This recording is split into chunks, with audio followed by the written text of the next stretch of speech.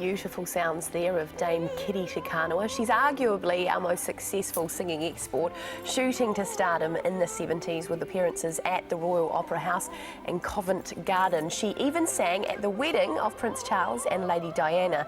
Now Dame Kiri's releasing a new album, Waiata, which is a selection of Maori songs. You can hear a bit of it playing now. Yeah, now she more recently turned her hand to acting with a minor role in the hit TV series Downton Abbey. I was lucky enough to sit down with Dame Kiri while I was recently in the UK, and as you'll see, she brought along some special friends for us to meet. Dame Kiri. Oh, hi. Brought the dogs with me. Wonderful. Thank you so much for coming to see us. Nice to see you. It's great to see you. Now, if you just want to pop over here and take a seat. Now you sit to be good. Okay. I guess having just come back from Vienna, how's the voice? That's right, it's fine. No, I didn't have to do very much. But you are still performing regularly? I am, but the thing is, the time will come now where I won't want to. You know, I'm so happy doing all the other things I'm doing. I'm looking after students and working on my foundation, and that's you know, a sort of a big plus. Do you still have to practice? Do you still have to put in all the hard work? Yes, it's still actually quite. Sometimes I get up and I think, oh God, this is going to take 3 days to get it into the right shape. But that's what I've done all my life, so that's what I have to do. And of course, you're still recording the latest Waiata. Why did you want to make this?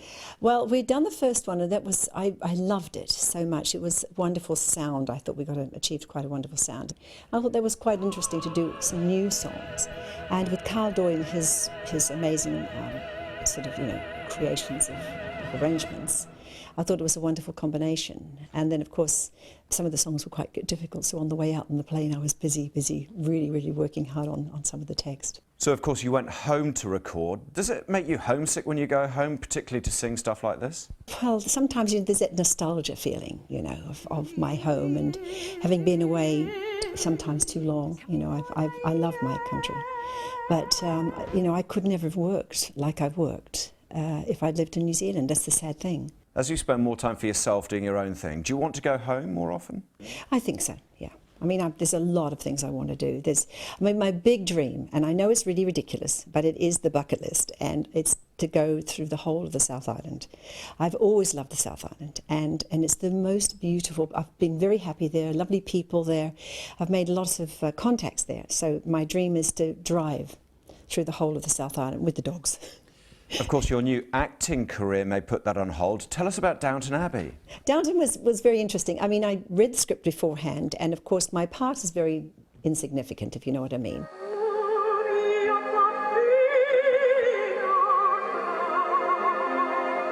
It was over the real drama of what had happened below stairs was why. And I'd read what had happened. Someone said, oh, you were only there for a very short time. I said, but it was never supposed to be a seriously big role.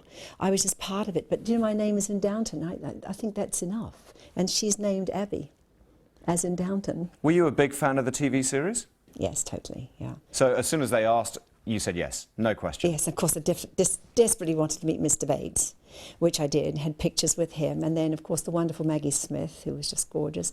But all of them, each and every one of them. And, of course, I've seen the series, and I just look at what they do. It's just so non-acting. You know, they've grown into their parts.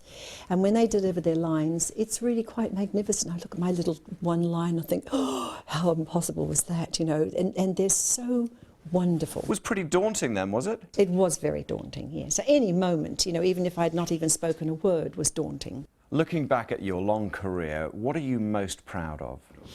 I think the most proud of that, I learned from a very, very early stage to work extremely hard, and of course you became very successful, luckily. But I think the hard work has been such a reward, and now of course it's hard at my age now to sort of stop. And obviously I need to.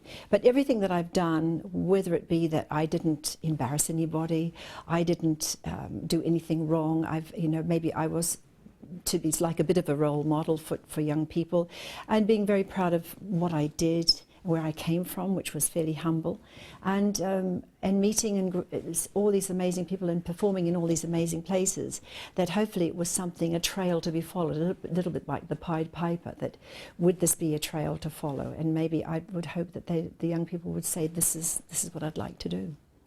Dame Kiri, thank you very much. Thank you.